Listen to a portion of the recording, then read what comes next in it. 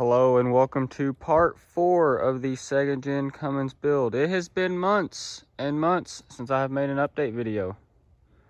Been busy with life, and as you can tell, I haven't really done a whole lot of anything. I actually had to go back and rewatch my old videos to see where I left off at. It's been that long. It's now almost the end of January 2020, a year since I started this project. Basically has come to an end, and I'll explain why. As you can tell, I got the drivetrain out of this frame. It's left like it is. Haven't really done nothing with it. Here's the cab and what the cab looks like now. Still a complete rust bucket, just used for storage for the transmission and transfer case from the Cummins 12 valve. And here is what the engine looks like in its current state. As you can tell, I haven't really done anything with it. Took a bunch of parts off. I ended up selling the entire P-pump and all P-pump components to a friend of mine who put them in his first gen. And it just kind of left it sitting like it is. So you may be wondering, well, what happened to the whole build? Well, I'll tell you. Here's the parts truck that I was going to use for the cab, the body parts, panels. I ended up stripping down a lot of it. Well, I still have most everything, but here it is in its current state. The original 318 with 394,000 miles still sits. Don't think she's going to run anymore. Over there is the frame from the good frame I bought, four-wheel drive frame. I was going to use to put all these parts together to make a running and driving 12 valve Cummins. And as you can see, I still have, most everything. I even mentioned this truck in the last video. I still have it too. I think I said something along the lines of, I was going to take the 5-speed out of it because it was a 360 truck. I was going to take the 5-speed and components out of it and put it into a maroon and silver truck I had. A 94 360 truck. Was sitting like right here in the video. Well, I had the plans to build the 4-wheel drive Cummins truck, completely redo it, new frame. I had the other maroon cab for the body. I was going to clean up the engine, transmission, axles, all the rusty parts, clean them up, make them look good, rebuild the truck basically, where everything was good to go. Then I got to looking at this truck. Here's where plans changed. And I was like, okay, it's a 3/4 ton, 8 lug, Dana rear axle. And it had the NV 4500 5-speed. So I got to thinking, well, to save a lot of time, money, and work, I can make that manual work behind a diesel. You have to change the input shaft, a different bell housing. It already had a 31 spline output shaft in it, which matched the drive shaft and everything. Would have been good. So my plans changed. I thought, hey, I'll just take the 12 valve, put it in here, voila, running, driving, 5-speed truck, which is what I wanted. I wanted a 5-speed rather than the automatic. So this truck I bought without a title. I then went through a 2 or 3 month process to get a title for this truck, which I did eventually. All the time in between, I was saving up money for parts to put the 12 valve in here and everything. I'd bought a few things for it, saving up money for other things, yada, yada, yada. But as with anything, plans change. The maroon and silver truck I had here, the gasser in the previous video, I ended up trading it and a solid blue Ford Ranger that I had, similar to this one, for this truck. This is a 95 12 valve Cummins 5-speed. This belonged to a buddy of mine. It's in a few videos on my channel if you go way back. Cold start videos, rolling coal videos. I don't know what else is on there. He traded it in May 2019 for a first gen, and it bounced around to 2 or 3 different owners and then have come up for sale. So I traded the truck that looked identical to this, except there was a gasser, and another Blue Ranger for this truck. That's where plans changed. It's a running, I should specify, was a running and driving 12-valve Cummins 5-speed, which is what I wanted. 5-speed truck, yeehaw, all the good stuff.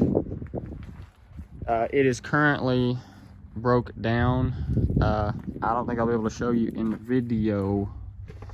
The oil wasn't mixing with the coolant. Coolant wasn't mixing with the oil. It was leaking coolant antifreeze between the block and the head to the outside of the engine on this side. This engine has, I'm guessing, around 400,000 miles. Whenever we changed this truck, me and my buddy, when he had it, from an automatic to a manual, it was originally an automatic truck, the speedo stopped counting the miles at 340,000. That was a couple years ago, and the truck was drove a crap ton since then. So I'm guessing around 400,000 miles. Timing's advanced to about 24 degrees. Has a 60mm turbo with the wastegate closed, so all the boosts. You can also see the 4th gen dash. And the truck was running like hell. It didn't have a head gasket problem whenever my buddy traded it. Sometime in the few months that it was gone before I got it, I think it developed an issue. I didn't pick up on it right away. I looked the truck over. Truck had a bad oil leak coming from the valve covers and just run down the side of the engine. I've put new gaskets on it since, and I couldn't really tell anything as far as a head gasket problem. As I drove it, fixed the oil leaks and whatnot, the steering was really bad in it too, really bad. Fixed most of the steering. As I drove it some, I kept noticing it was losing coolant. A little bit here and there. Put a little bit in it. This was getting around winter time. I was checking the antifreeze, making sure it was good. It was low. And I finally got to looking one night. One night I drove it home and I was being pretty hard on it. I was in a hurry, running 70 plus. And I come home, it was really cold out. I noticed a little bit of steam coming up from under the hood. So I thought, that's not too good. I get out and I look around. Like I say, it's hard to see. I won't be able to show you. But way down in there, it was leaking between the head gasket. Truck still running, drove fine. Like I say, it wasn't mixing anything anywhere. It just simply had that issue of leaking to the outside of the engine. So I parked it. I've since taken a few things apart. Haven't messed with it a whole lot. That's that though. That's where plans changed. I ended up getting this truck. I abandoned putting a 12-valve in that truck with a 5-speed. I ended up selling the 5-speed and all of the 5-speed components that were in that truck to someone who had a 99 model 24-valve, I believe. They changed it over to a diesel, everything like I was going to, put it in that truck because the 99 24-valve was an automatic. So what am I going to do with all these parts now? Well, I don't know. I have this truck now. I have the 12-valve. I still have a lot of my junk. I don't know what I'm going to do with it all. I think I'm just going to end up selling most of it. This is a clean, rust-free roller. The other cab down there, the single cab on the parts truck, rust-free cab. Don't know what I'll do with them. Like I say, I'll probably end up selling them. I'm going to sell the axles over there on that frame. This bed was originally on that truck. That bed was on the parts truck.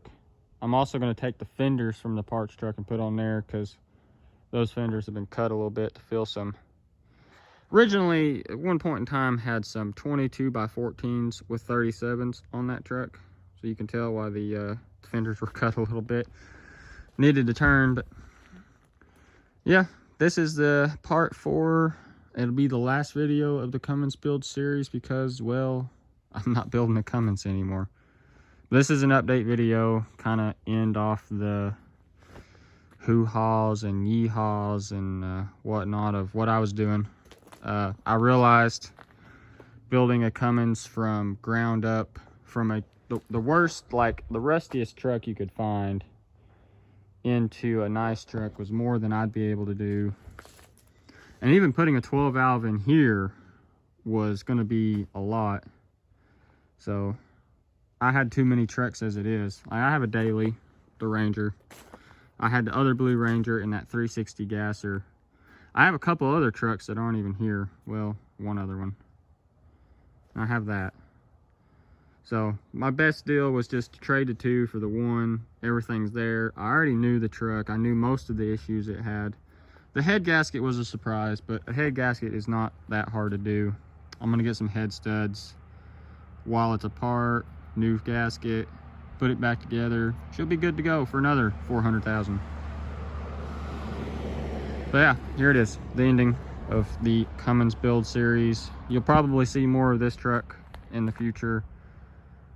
Some other random miscellaneous things, who knows. But that's it. The end of part 4 Cummins Build series.